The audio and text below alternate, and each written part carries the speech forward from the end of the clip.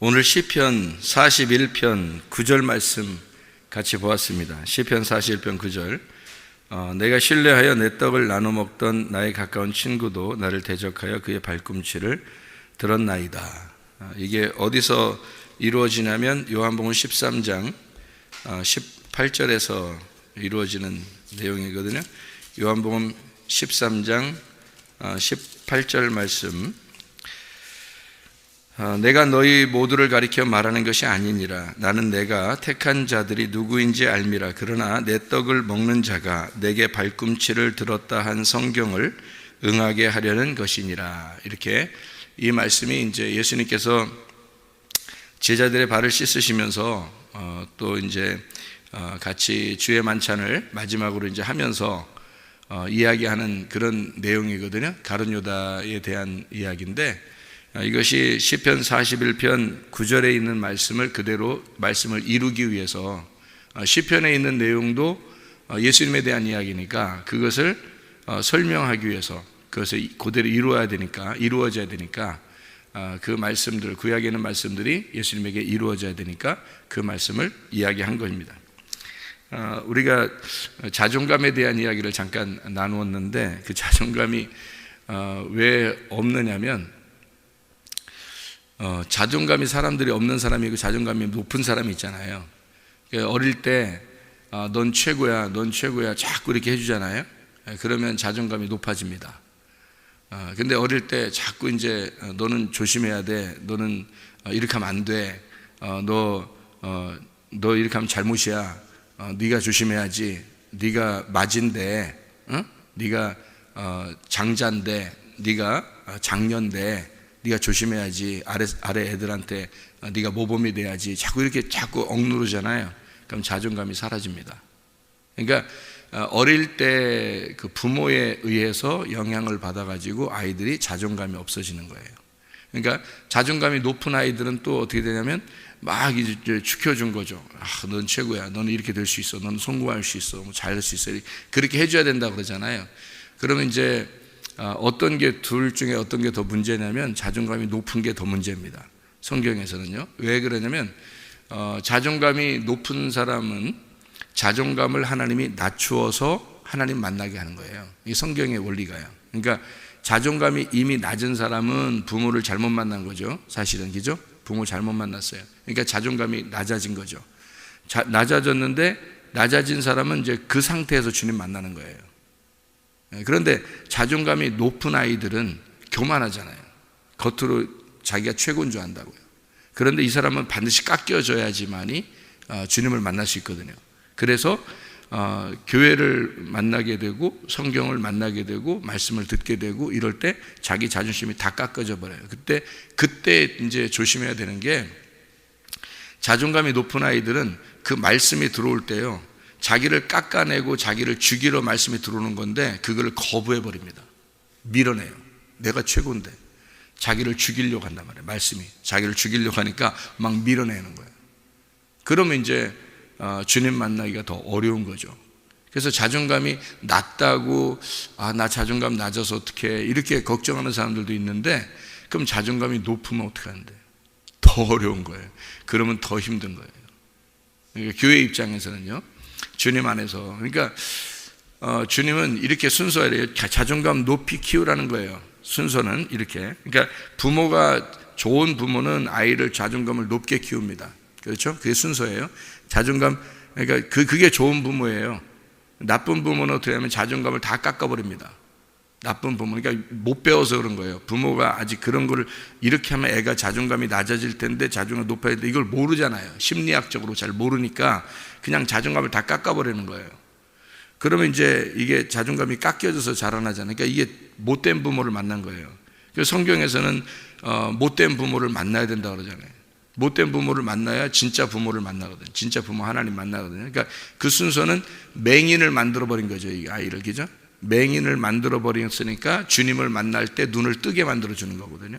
그러니까 이 땅에서 부모가 잘못됐든 잘됐든 상관없어요. 그러니까 주님 만나는 데 있어서는 주님 만나야, 주님이 찾아오셔야 만나는 거예요. 그러니까 순서는 이렇게 돼요.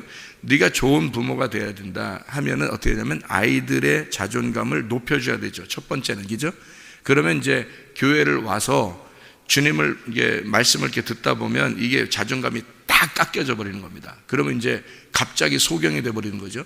처음에는 눈을 뜬 줄 알았어요. 눈 뜨게 막 만들어주는 거예요. 세상에 눈을 뜨게 만들어줬잖아요. 좋은 부모들은, 그죠? 좋은 부모 잘 교육을 시켜주고 어떻게든지 네가 최고야 라고 해주고 잘 이렇게 해주잖아요. 그러면 이 아이가 이제 교회에 와서 말씀을 듣다가 맹인이 돼버려요. 맹인이 돼야 주님 만나는데, 맹인이 되는데 그게 너무 힘든 거예요. 근데 이걸 이제 맹인 되라고 얘기하는데 바리새인들은 뭐라 그랬어요? 예수님한테. 요한복음 9장에 보면 네가, 예수님은 너 눈 떴으니까 너 맹인 되게 만들어줄게 하니까 이게 구원해 준다는 뜻이거든요. 너 맹인이 돼야 구원받은 거니까, 그렇게 구원받으니까 너 맹인이다? 맹인, 소경은 내가 눈 뜨게 해줄 거야. 근데 너희들은 눈 떴다고 그러니까 내가 소경 만들어줄 거야. 그런 얘기잖아요. 예수님 얘기죠. 그럼 소경 만들어준다는 게, 그 사람들은 우리가 눈 떴는데 우리도 소경인가? 뭐 이러면서 기분 나빠하잖아요. 근데 그게 기분 나쁜 얘기가 아니라 예수님이 하나님 나라의 입장에서는 저들이 소경이 돼야 내가 눈을 뜨게 해주는데 라고 생각을 하는 사랑의 마음이란 말이에요, 그게. 그런데 이 사람들은 그걸 거부하는 거잖아요. 그죠? 예수님을 미워한다고요. 예수님을 거부한단 말이에요. 그러니까 자기들의 자존감이 너무 높은 거예요. 바리새인들은 자기들이 그렇게 자라난 거예요. 그러니까 열심히 살았고 잘했고 자기들은 칭찬을 많이 받은 사람들로부터. 그러니까 이게 자존감이 높으니까 예수님이 자기를 니네 소경이야, 니네 나쁜 놈이야, 이 독사의 자식아 하면 기분이 나쁜 거예요, 이게. 그래서 못 받아들이는 거예요. 그래서 예수님을 밀어내고 죽여버리는 거예요, 이게요. 그런데 이제 맹인이 되잖아요. 그러면 자기 보이는 게 없죠. 그래서 뭐 눈에 뵈는 게 없다 이런 얘기가 아니라, 눈에 뵈는 게 없어서가 아니라 진짜 눈에 안 보이는 거예요. 그래서 자기가 너무 자존감이 낮아지는 거죠. 자기만큼 죄인이 없는 거예요. 그러니까 예수님이 와가지고는 그런 사람을 일으켜 세워주시고 부활시켜주고 눈을 뜨게 해주는 거예요. 주님이 오신 목적이 그거니까. 그래서 순서는 좋은 부모를 만나 자존감이 높은 아이가 교회에 와서 말씀을 듣고 소경이 돼버리는 겁니다. 순서가요. 그래서 완전히 깎아져 버려요. 완전히 막 말씀으로 막 자기 난도질 해버리는 거죠. 그럼 자기 마음이 다 갈래갈래 찢어지고, 그렇게 돼서 내가 정말 죄인이구나, 나 같은 놈이 없었구나, 나 같은 이런 죄인이 이 세상에 없구나, 내가 최고 죄인이구나 라고 하는 걸 깨달으면 그때 주님을 만나는 거예요. 구원받는 겁니다, 이게. 그러니까 순서가 그렇게 되는 거예요. 그러니까 자존감이 낮게 자라났다고 해서 잘못됐다는 것도 없고요. 자존감이 높게 자라났다고 해서 그것만 좋은 것도 없는 거예요. 그러니까 이 세상에서는 다 똑같아요. 자존감 좋게 자라나면은, 높게 자라나면 교회 와서 깨지는 거고요. 교회 와서 깨지고 다시 주님 만나는 거고, 자존감이 낮게 자라나면 나는 부모 잘못 만나서 난 자존감 낮게 자라나서 내가 뭐 어디에 갔는데 그 사람들이 하도 날 무시해서 나 자꾸 이렇게 자존감이 낮아졌어, 이렇게 되잖아요. 그럼 그 사람 또 주님 만나는, 교회 와서 주님 만나는 거예요. 이렇게. 그러니까 어쨌든 교회 와서 둘 다 깨진 상태로 주님 만나는 거예요. 맹인이 돼야 눈을 뜨는 게니까. 그러니까 어쨌든 이렇게 만났든 저렇게 만났든 주님 만나야 구원받는 거니까 상관없다고요, 이 세상 살아가는 게. 그러니까 부자로 자라났든 뭐 가난하게 자라났든 잘생기게 자라났든 못생기게 자라났든 뭐 이렇게 어려움, 이렇게 그러니까 환자로 자라나는 사람이든 건강한 사람으로 자라나는 사람이든 상관없이 주님 만나면 다 깨지게 돼 있어요. 다 깨지고 그 상태에서 다 부셔버리고, 흙에 있는 거를, 육체적인 걸 다 부셔버리고, 그리고 새로 세웁니다. 그리스도의 몸을 새로 세우는 거예요. 그러니까 재질이 다른 거로 세우는 거예요. 하늘의 것으로. 그러니까 땅에 있는 태어남이 하늘의 태어남으로 다시 태어나는 거예요. 그렇기 때문에 재질이 다르기 때문에 하늘의 태어남을 뭐라고 성경에 말하면 위에서 태어났다. 위에서 태어난 말을 다른 단어로 말하면 거듭났다, 이렇게 말하는 거예요. 그게 거듭났다는 단어예요. 거듭났다는, 거듭이라는 말이 위에서라는 말이에요. 그게 위에서 태어난 거예요. 그러니까 땅에서 태어난 게 아니에요. 땅에서는 좋은 부모 만났든 나쁜 부모 만났든 어쨌든 상관없어요. 교회 오면 다시 태어나야 돼요. 위에서 다시 태어나야 되기 때문에 상관없어요. 그래서 어느 나라에 내가 왜 이런 나라에 태어났나, 내가 더 좋은 나라에 태어날 수도 있었는데, 더 좋은 나라에 태어나면 더 좋았을 텐데, 내가 왜 이런 부모를 만났나, 내가 더 좋은 부모 만날 수도 있었는데, 또는 내가 저런 선생님을 왜 만났나, 더 좋은 선생님 만날 수도 있었는데, 저런 좋은 직장 상사를 만나야 되는데 내가 왜 저런 막 진짜 나를 괴롭히는 저런 사람 만났나, 내 이웃을 왜 저런 사람 만났나, 이런 거 다 이렇게 상관이 없어요. 누굴 만나도 하나님 입장에서는.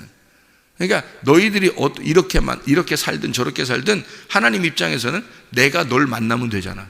내가 널 만나면, 내가 진짜니까, 내가 진짜 남편이고 내가 진짜 부모니까 내가 널 만나주면 되잖아. 그러면 그게 완성이니까. 그러니까 너희들이 어떻게 살았든 그거는 중요한 게 아니라는 거지. 하나님 입장에서는 내가 너와 그 상태에서 내가 너와 함께 있었고, 내가 너를 구원하고 내가 너와 늘 함께 있고 영원히 너와 함께 있으려고 너를 데려온 거야. 이렇게 되는 거죠. 하나님 입장. 그러니까 우리는 어떤 상황이든지 조건과 상황, 그것을 우리는 바라보고 내가 이렇게 됐으면 더 좋았을 뻔했는데 라는 그런 생각을 하지만, 하나님 입장에서는 나는 너의 조건과 상황을 그 상태에서 계속 너와 함께 있었어. 네가 태어날 때부터 지금까지 내가 너와 함께 있었고, 그리고 내가 너를 영원히 너와 함께 있고 싶어. 그래서 너를 말씀을 알게 하고 싶은 거고 나를 알게 하고 싶은 거야. 그런 얘기예요. 하나님은. 그러니까 임마누엘의 하나님이죠. 하나님이 우리와 함께 하시는, 그러니까 늘 함께, 우리를 그러니까 구원해 놓고 딱 끝. 이제 너 구원했으니까 여기서 이제 어떻게 살든지 이제 천국만 가면 되는 거야. 끝. 이게 아니고요. 하나님이 너가 태어날 때부터 내가 너와 함께 있었고, 네가 나를 모르니까 나를 알려주고 싶고, 그러니까 자기를 알려주고 싶은 거예요. 진짜 부모가 너를 태어나게 한 게 부모잖아요. 부모가 너를 정말 부모를 알려주고 싶은 거잖아요. 그죠? 그래서 부모님들이 이제 자녀들 낳으면 어떻게 자꾸 알려주잖아요. 너 이렇게 해야 돼, 저렇게 해야 돼. 엄마가 이렇게 살아보니까, 그러니까 그 부모가 잘 못 사는 사람도 있잖아요. 왜? 인생을 잘못 후회하는 사람도 있잖아요. 근데 그런 자녀가 더 잘 자라난답니다. 왜 그러냐면 부모가 실수했으니까, 실패했으니까. 그거에 대해서 실패는 성공의 어머니거든요.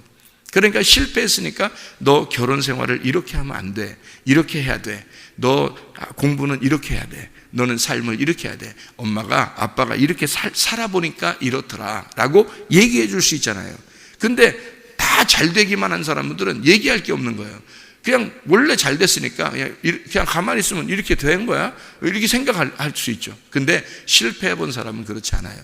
결혼에 실패해 보거나 공부에 실패해 보거나 이런 사람도 있잖아요. 그러면 그거에 대해서 자세히 설명을 해줍니다. 그리고 엄마의 마음이 어땠는지 아냐, 아빠의 마음이 어땠는지 아냐, 이러면서 설명을 해주기 때문에요, 자기를 설명해줘요. 자기를 자꾸 가르쳐주고 인생을 가르쳐준단 말이에요. 이해가 돼요? 그러면서 이 자녀들이 인생을 배우기 시작하는 거예요. 마찬가지예요. 그러면서 함께 살잖아요. 그죠? 부모가, 하나님께서 우리에게 자기를 자꾸 소개해 주는 거예요. 자기를 자꾸 알려줘요. 나는 이런 하나님이야. 나는 이런 하나님이야. 그래도 너와 함께하고 있어. 늘 너와 함께하고 있어. 내가 너와 같이 있는 거야. 계속 가르쳐 주는 거예요. 이게. 그러니까 우리의 상황이 병이 났든, 또는 사업에 문제가 생겼든, 가정에 어떤 문제가 있든, 누구를 잘못 만났든, 이렇게 하나님은 그 상태에서 내가 너와 함께 있고, 너와 함께 같이 슬퍼하고 있고, 같이 너와 애절하고 애통하고 있고, 내가 너와 같이 있는 거야. 이거를 계속 설명해 줘요. 하나님이 우리에게 내가 너 구원했으니까 끝, 이게 아니고요. 그거 하나로 성경이 이루어졌다면 성경 이렇게 많이 쓸 필요 없어요. 사실은. 그죠? 그냥 끝, 그러면 되니까. 구원받았으니까 됐어, 이렇게 하면 돼. 그게 아니고요. 계속 같이 있단 말이에요. 하나님이 함께 있는 거예요. 그러니까 함께 살아가고 싶은 거예요. 하나님은 자기를 소개해 주고 싶은 거고, 자기를 알려주고 너와 내가 같이 살아가자, 이렇게 되는 거거든요. 그게 이제 그게 우리의 자존감을 높이는 거예요. 그러니까 마지막 자존감은 하늘에서 높여지는 거예요. 그러니까 이 땅에서 자존감 높은 건 오히려 손해예요. 예, 그런 부모 만났다고 야, 넌 부모 잘 만나서 좋겠다, 그런 거 아니에요. 오히려 잘못 만났을 수도 있는 거예요. 왜냐하면 다 깨져야 되니까. 교회 오면 다 깨져야 되니까. 예, 그래야 하나님이라는 자존감을 만나니까. 하늘의 자존감을 만나야 되거든요. 그러니까 뭐 부모를 이렇게 만났든 저렇게 만났든 의미 없어요. 하나님 만나게 해줘야 돼요. 어떻게든지 하나님 만나도록 만들어주는 것이 부모의 책임입니다. 이 땅에서는요. 그리고 하나님 만나게 되면 그때부터는 하나님이 그러죠. 내가 진짜 부모인데 내가 너와 함께 있어. 그러면요, 모든 게 이제 이 자녀가 하나님과 이 자녀 관계가 되는 거예요. 하나님과 이 자녀 관계. 부모가 중간에 낀 게 아니고, 중간에 부모가 끼는 게 아니잖아요. 하나님하고 얘 관계가 되는 거예요, 이제. 그러면 이 아이가 그때부터 하늘의 자존감을 가지고 살아가게 된다는 거죠. 그럼 어디에 갖다 놔도 하나님을 정말 사랑하는 자가 되고 하나님의 사랑받는 자가 되는 거죠. 이해가 되죠? 무슨 말인가? 이런 게 이제 자존감에 대한 이야기예요.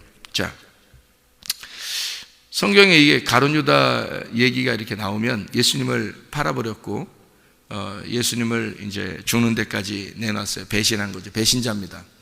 배신자라는 이야기를, 여러분이 혹시 배신자라는 이야기를 들으면 여러분 기분 나빠요? 좋아요? 기분 나쁘죠? 배신자라는 이야기 들으면 너 배신자 같아, 너 배신자야, 너 배신할 것 같아. 그럼 누구를 어떻게 믿어요? 그죠? 물론 사람은 믿을 사람이 없어요. 사람이니까. 그죠? 사람이니까. 그러니까 사람이니까 믿을만 해야 되거든요. 짐승이 아니고.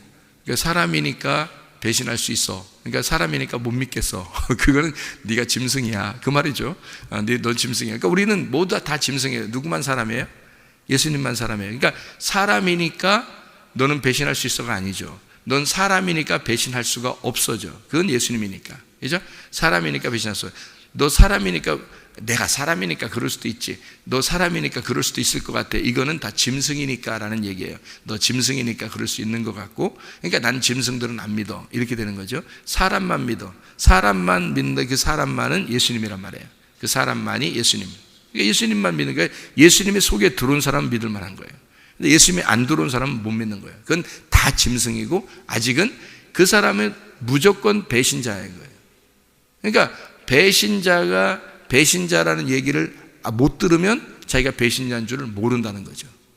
그러니까 배신자라는 얘기를 들어야 이게 회개가 되는 거예요. 그래서 배신자라고 해야 되는 거예요. 자, 예수님이 바리새인들을 만나니까 뭐라고 그래요? 바리새인들 보고 이런 배신자야, 그런 얘기 안 하고 뭐라고 했어요? 이 독사의 새끼야, 막 이런 얘기 하잖아요. 그러면 그 사람들 보고 니네 잘했어, 지금까지 참 열심히 주님 섬겼는데 참 잘했다, 이런 이야기를 위로를 해줬다면 어떻게 될까요? 그들은 영원히 주님 못 만납니다. 그들은요. 근데 독사의 새끼야 그러면 이 사람들이 겉으로는 기분이 굉장히 안 좋죠. 들을 때 이 독사의 새끼야 그러니까 얼마나 기분이, 네 애비는 마귀야, 그러고 막 네가 하나님 섬긴 게 아니라 네가 이제까지 열심히 한 게 내가 마귀 섬긴 거야 막 하면서 이러니까 바리새인들이 얼마나 기분 나쁘겠어요? 저거 진짜 언제 기회 되면 죽여버려야 되겠다, 이런 생각이 들겠죠. 근데 어떤 바리새인은 집에 가가지고 생각을 할 겁니다. 어떤 바리새인은, 그죠? 나를 왜 독사의 자식이라 했을까? 내가 섬기는 걸 마귀라고 했을까? 이러면서 생각을 하게 될 거예요. 그죠? 그 사람들은 희망이 생기는 거예요. 그 사람들은 구원받는 거예요. 그런 사람들 중에서 예수님을 조용히 밤에 찾아온 사람들도 있어요. 그런 사람들 중에서. 그런 사람들은 이제 주님을 만나서 구원받을 수 있는 거예요. 그러니까 그렇게 대놓고 딱 얘기해버리면, 부딪혀버리면요, 얘기해버리면 이 사람이 구원받을 사람도 있다는 얘기예요. 근데 구원 안 받을 사람들은요, 구원 안 받는 거죠 뭐. 근데 구원받을 사람들은 반드시 부딪혀버리면 구원받을 수 있는 사람이 있기 때문에 그 사람들을 구원하기 위해서 주님은 정확하게 얘기해버리는 거죠. 그죠? 독사기. 그러면 가룟 유다한테는 그럼 왜 이런 식으로 얘기했을까요? 가룟 유다한테는 네가 배신할 거야. 누군가 나를 배신할 건데 그 누군가 금방 다 알았어요. 왜냐하면 함께 손을 놓는 자, 이런 게 가룟 유다가 가룟 유다가 지금 손 놓고 있는데 함께 나하고 손 놓고 있는 자가 나를 배신할 거다, 나를 팔아버릴 거다, 이런 얘기를 했으니까 가룟 유다가 뜨끔하죠. 벌써 다 알지. 자기도 지금 자기가 벌써 배신하고 죽여버릴 거를 이미 지금 다 알고 있는데 지금 선생님이 그걸 얘기하고 있는데 벌써 손 다 넣고 있잖아요. 지금 자기도. 다른 사람들은 몰라도 가룟 유다는 안단 말이에요. 그러면 예수님이 얼마나 그렇게 콕 집어서 얘기하는 거잖아요. 이 가룟 유다는 너야, 이렇게 콕 집어서 얘기하는 거니까 얼마나 배신자야 딱 얘기하는 거예요. 앞에서 그 눈앞에서 배신자라고 얘기하는 거잖아요. 그러면요, 희망이 생기는 겁니다. 그런데 사람들은 대부분 배신자란 얘기를 들을 때 기분 나빠해요. 내가 왜? 내가 왜 배신할 것 같아? 나 배신 안 하는데? 그렇게 얘기하죠. 대부분 뭐 한 90% 이상이 다 그렇게 얘기할 겁니다. 너 배신자야. 너 배신할 것 같아. 이랬을 때, 아, 그런가? 혹시 자기를 돌아보고, 아, 나 진짜 그렇게 하면 안 되는데, 내가 그런 사람인가? 라고 자기를 자꾸 돌아보는 사람은 몇 % 정도일까요? 다 기분 나빠하죠. 그죠? 다 기분 나빠해요. 자기한테 그런 얘기하는 건 못 견뎌야 한다고요. 그게 이제 구원받지 못할 사람들이란 말이에요. 구원받을 사람들은 자기를 돌아보는 거예요. 아, 그래. 내가 배신자일 수 있어. 내가 배신자일 거야. 내가 진짜 배신할지도 몰라. 나 어떡하지? 그러면 주님께 돌아오니까 사람만 하나 딱 믿을만 하고 나머지는 다 짐승이니까 못 믿겠다고 제가 그랬잖아요. 그죠? 아무도 사람은 못 믿는 거예요. 자기가 사람이라고 생각하는 그 사람들은 짐승들이기 때문에 못 믿어요.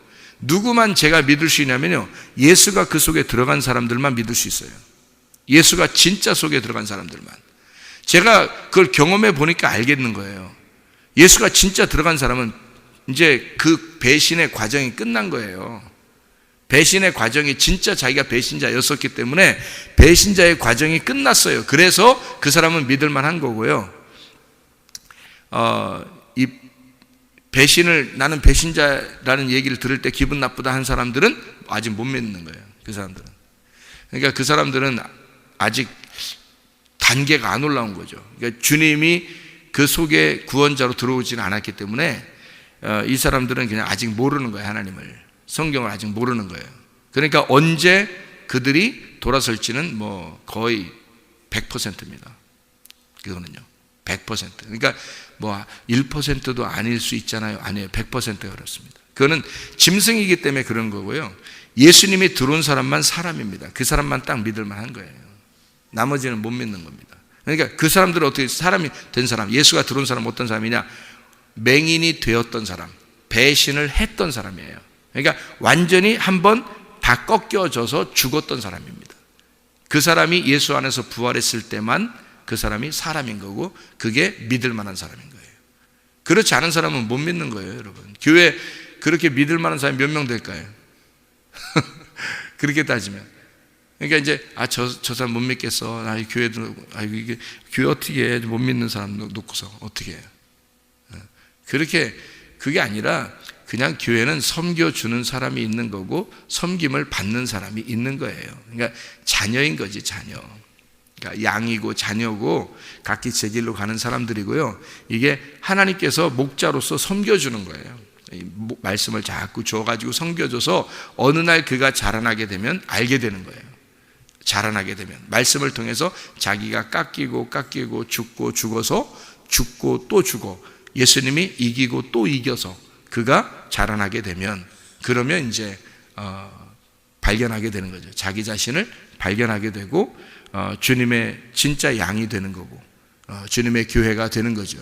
그러니까 배신자라고 하는 게 너는 배신자야 라는 얘기를 들어야 되는 거예요. 사실은 교회 오면 너는 배신자야, 그걸 들어야 가룟 유다가 지금 딱 찔림이 있는 말씀을 들은 거예요. 그죠? 너 배신자야. 네가 나를 팔 거야. 내 사랑하는 자 중에서 나를 팔 거다. 나의 가까운 친구 중에 나를 팔 것이다 라고 얘기하는 걸, 그 얘기를 들어야 되는 거라고요. 그게 무슨 말이냐면 배신자다라는 얘기거든요. 네가 나를 배신할 거야.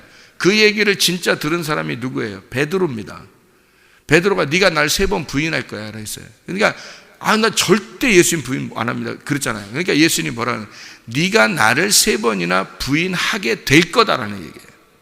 네가 3번이나 나를, 그리고 부인해야 된다라는 얘기가 있거든요. 그게 베드로가 부인하고 3번을 부인하고 난 다음에 주님을 다시 만나서 그때 깨달은 거예요. 아, 예수님이 왜 나에게 그런 얘기를 했는지를 그걸 깨달은 거예요. 그때 와서. 그 전에는 모르는 거예요. 그렇게 절대 나 배신 안 해요, 나 부인 안 해요 막 이러잖아요. 그게 이제 사람들의 모습인 거죠. 기분 나쁜 거죠. 듣기에 기분 나쁜 거예요. 자기 뭐 그런 사람이냐. 근데 성경에는 그런 배신자가, 그렇게 3번을 부인하는 자가 구원을 받아요. 성경에는. 그래서 그 배신자가 돼야 되고, 부인하는 자가 돼야 되고, 결국 죽여야 된다는 겁니다. 예수를. 그러니까 예수는 혼자 자살할 수가 없어요. 그러니까 자살이냐 타살이냐. 예수님이 자살한 거냐 타살한 거냐. 예수님은 너희들이 나를 죽일 거다. 그리고 나는 이 땅에 죽으러 왔다. 하나님의 계획이에요. 아니 누가 죽인다고 안 했는데도 자기가 죽으러 왔다는 거예요. 그러면 자살이에요. 이게 타살이에요. 이게 도대체가. 여러분 어떻게 생각해요? 예수님은 자살한 거예요? 타살당한 거예요? 사람들이 죽였으니까 타살당한 거고, 예수님이 스스로 자기가 죽으러 왔다고 그러니까, 아니 누가 죽인다고 안 했는데도 자기가 죽으러 왔으니까 이건 어떻게 봐야 돼? 타살입니다. 왜 이게 타살인지 알아요? 우리가 이제 생각할 때는 자살인 것 같죠, 그죠? 근데 이거 보세요. 하나님이 보여요, 안 보여요? 안 보이죠? 보이는 예수님으로 왔어요. 예수님이죠? 그러면 하나님이 계셔요, 안 계셔요? 계시죠?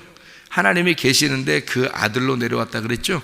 예수님이, 그죠? 그래서 자기가 이 땅에서도 하나님 아버지, 내 아버지요, 이런 얘기 하죠? 그러면 아버지가 계시죠? 그러면 아들이 여기 있죠? 무슨 말인지 알겠어요? 그러면 아들이 죽으러 왔죠? 그럼 하나님이 아들로 안 오고 스스로, 그냥 하나님이 스스로 자기가 영인데 어떻게 죽어요? 근데 만약에 자기가 자기를 죽는다고 생각해 보세요. 그러면 내가 난데 나는 죽을 거야. 그래서 자기가 혼자 스스로 영이 죽었어. 그럼 자살이겠죠. 그죠? 그런데 자기 아들로 내려왔어요. 자, 하나님이 계신데 아들이라는 육체를 가지고 이렇게 내려왔어요. 말씀이 육체로 내려왔어요. 근데 말씀은 안 죽는 겁니다. 말씀은 안 죽는 거예요. 육체만 죽는 거예요. 그죠? 육체만 실제로 목숨이 끊어지는 거예요. 그러면 하나님이 이 아들을 죽이려고 보낸 거예요. 맞죠? 그러면 아버지가 아들을 죽인 거죠. 그러면 아들 입장에서는 자살이에요? 예수님이 스스로 자살한 거예요? 타살당한 거예요? 타살당한 거죠. 아버지에 의해서. 이해가 됩니까? 그러니까 예수는 자기가 나는 죽으러 왔다, 그래서 나는 죽을 거야 라면 사람들이 생각할 때는 자살이구나 라고 생각할 수 있죠. 왜냐하면 사람들이 안 죽여도 자기는 죽어야 되니까. 그러면 그렇게 해서 십자가에 매달려 죽는다 할지라도 사실 누가 죽이는 거예요? 아버지가 죽이는 거란 말이에요. 이해가 되겠어요? 그러니까 십자가에 매달려서 그 아들이 뭐라고 고백해요? 하나님 왜 나를 버리십니까? 라고 얘기하죠. 그러니까 이거는 누군가가 자기를 죽였다는 얘기야. 맞죠? 그러니까 예수님 입장에서 사람들이 생각할 때는 혹시 자살 아닌가? 아닙니다. 타살입니다. 타살이, 왜 타살이 중요하냐? 자살은 안 되고 왜 타살이 돼야 되느냐는 거면, 자살은 자기가 자기를 죽였기 때문에 구원자가 필요가 없어요. 자기가 자기를 죽였잖아요. 그러니까 구원자가 필요 없는 거란 말이에요. 그런데 타살을 당하잖아요. 그러면 자기가 죽은 게 아니라 죽임을 당했단 말이에요. 그러니까 구원자가 필요한 거예요. 자기가 자기를 죽였으니까 자기가 심판자잖아. 심판자니까 구원자가 더 이상 필요 없잖아요. 자기가 하나님이 됐잖아. 자기가 하나님이 돼서 스스로 자기가 자기 목숨을 끊었으니까 자기가 구원자인 거야. 자기가 자기를 구원하려고 죽은 거야. 그러니 더 이상 구원자가 필요 없죠. 이해가 돼요? 자기가 하나님이 돼버렸으니까. 그런데 타살을 당하면요, 자기가 죽임을 당한 거야. 죽임을 당하면 구원자가 필요한 거야. 자기를 살려줄 구원자가 필요한 거예요. 이해가 돼요? 그래서 예수가 죽임을 당했을 때, 타살 당했을 때 구원자 하나님이, 아버지가 그를 살려주는 겁니다. 이해가 되겠어요? 그래서 예수가 타살당하고 하나님은 그를 살려주는 거예요. 구원자가 필요하기 때문에 예수가. 그럼 왜 예수는 타살당하고 그렇게 죽임을 당했을까? 인간 모두가 그 예수를 따라가서 죽임을 당해야 되니까 그러는 거예요. 인간 모두가. 자살하는 게 아닙니다. 인간 모두가 예수를 따라가서 자살하는 게 아니에요. 인간 모두가 예수를 따라가서 타살당해야 된단 말이에요. 죽임을 당해야 된단 말이에요. 누구에 의해서? 자기 아들에 의해서, 자기 딸에 의해서 부모가 타살당하는 거란 말이에요. 그게 부모입니다. 그러니까 여러분이, 자, 지난번에 한번 얘기했죠. 이게 자녀가 속에서 태어나면서 엄마의 이 살을 다 파먹고, 그리고 이 아이가 자라나서 나와 보니까 엄마가 없더라. 그죠? 어디에 있어요? 자기 안에 있더라. 자기가 다 먹었으니까. 그런 고기들도 있다 그랬죠. 그죠? 그러니까 마찬가지로 우리가 누군가에 의해서 우리가 타살을 당한단 말이에요. 그거를 이제 종교적으로 어떤 사람이 내가 예수 믿는다고 누군가 날 죽이면 그걸 순교라 그러죠. 그죠? 순교라 그래요. 누군가가 나를 죽였다, 예수님을 죽였다 그러면 예수님은 타살당했죠. 그러면 다 누가 필요한가 하면 내가 죽은 게 아니니까, 내 스스로를, 내가 내 목숨을 심판한 게 아니기 때문에, 내가 하나님이 아니기 때문에 하나님이라는 어떤 존재, 구원자가 존재하는 거예요. 필요한 거고, 그가 우리를 부활시키고 살리는 거예요. 그 사람들이 구원받는 거예요, 여러분. 그래서 절대 성경에서는 타살당해야 됩니다. 그러니까 자기를 팔아서 넘겨서 죽일 누군가가 나와야 되는 거예요. 예수님도. 이해가 돼요? 그러니까 가룟 유다가 나쁜 놈이 아니에요. 가룟 유다가 나쁜 놈이 아니라, 예수님은 시편 41편 9절에 있는 이 말씀이, 누군가, 내 가까운 친구가 나를 위하여 발꿈치를 들어서 나를 배신할 것이다, 그리고 내가 팔려야 하고 내가 죽임을 당해야 된다 라고 하는 것이 정해져 있기 때문에 누군가는 나한테 그렇게 해줘야 돼. 근데 그게 너야 라고 얘기를 하니까 그게 듣기가 기분 나쁜 거란 말이에요. 듣는 배신자가 상당히 기분 나쁜 거야. 듣는 배신자가. 근데 배신자가 돼야 되는데, 그게 듣는 배신자가 기분 나쁘니까 이게 들리냐고, 이게 말이. 그러니까 배신을 하고 나니까, 나는 그런 사람이 아닌데 배신을 한 거야. 내가 도저히 자기 자신이 자기를 견딜 수가 없는 거야. 막 죽어버린 거야, 그냥. 그래서 가룟 유다가 자살해버린 거예요. 베드로는 내가 부인 안 한다고 했는데, 내가 이런 놈이 아닌데 내가 왜 어떻게 부인했을까? 막 괴로워하다가 닭 울음소리를 듣고 막 우는 거예요. 닭 울음소리를 듣고서, 닭 울음소리가 들려서 막 그래. 가룟 유다도 조금만 기다렸으면 닭 울음소리를 들었을 거야. 그런데 가룟 유다는 그 소리를 못 들은 거야. 베드로는 닭 울음소리를 들은 거야. 이 말씀을, 설교 말씀을 들은 거야. 이 닭이 설교하는 걸 들은 거야. 닭이 새벽에 설교하는 걸 들은 거야. 이 새벽에. 이 앞에 서 있는 사람이 누구야, 그러니까. 닭이 막 우는 거예요. 닭이 막 소리하는 거예요. 닭이 설교하는 걸 이 베드로가 들은 거예요. 듣고서 막 통곡을 하는 거예요. 그리고서 아무 말도 못하고, 주님이 내가 그럴 수밖에 없는 인간이었구나 라는 걸 그때 이제 깨달은 거죠. 내가 짐승이었기 때문에 내가 그 예수를, 사람인 예수를 물어뜯어 죽였구나 라고 하는 것을 그가 깨달은 거예요. 내가 짐승이었구나. 그래서 예수님을 내가 다시 만나야 내가 사람이 되니까, 예수님이 어떻게 하죠? 그래서 기다리고 있는데 예수님이 나타난 거예요. 실제로 부활해서 나타난 거예요. 얼마나 눈물이 나겠어요, 그 베드로가. 그래서 그 예수님이 또 사랑하냐고 또 물어보죠. 이거 뭐 감당할 수가 없는 거예요. 그래서 그 자리에서 주님께 고백하는 거예요. 내가 이제 알았어요. 내가 이제 진짜 주님 알았어요. 내가 주님 알고 있어요. 내가 주님 닭 울음소리를 들을 때요, 제가 알았어요. 어떤지 알았어요. 왜 그랬는지, 내가 왜 그랬는지, 주님이 왜 나한테 그렇게 말했는지, 내가 왜 배신자였는지, 내가 왜 배신을 할 수밖에 없었는지를, 주님이 왜 그렇게 말했는지를 내가 이제 알았어요.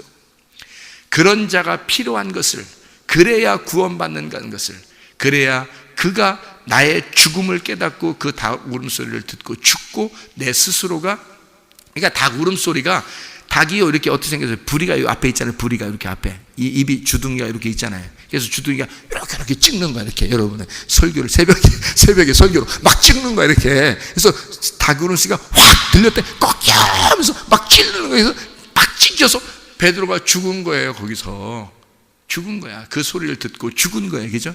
그리고서 구원자가 필요했는데 부활하신 예수님이 오신 거예요. 그가 자기를 살려주는 거죠. 다시 나타나서 살려주잖아요. 왜냐하면 자기가 닭에 의해서 죽었으니까. 그죠? 죽었으니까 부활한 예수님이 와서 살려준단 말이에요. 그걸 깨달은 거예요, 베드로가. 깨닫고 주님을 기다린 거죠. 그러니까 주님이 사랑하냐고. 그러니 당연히 사랑한다 하죠. 이제 알았다고. 그 사랑을 깨달았다고 얘기하죠. 당연히. 그러니까 베드로는 구원받는 거고요, 가룟 유다는 멸망받은 것입니다.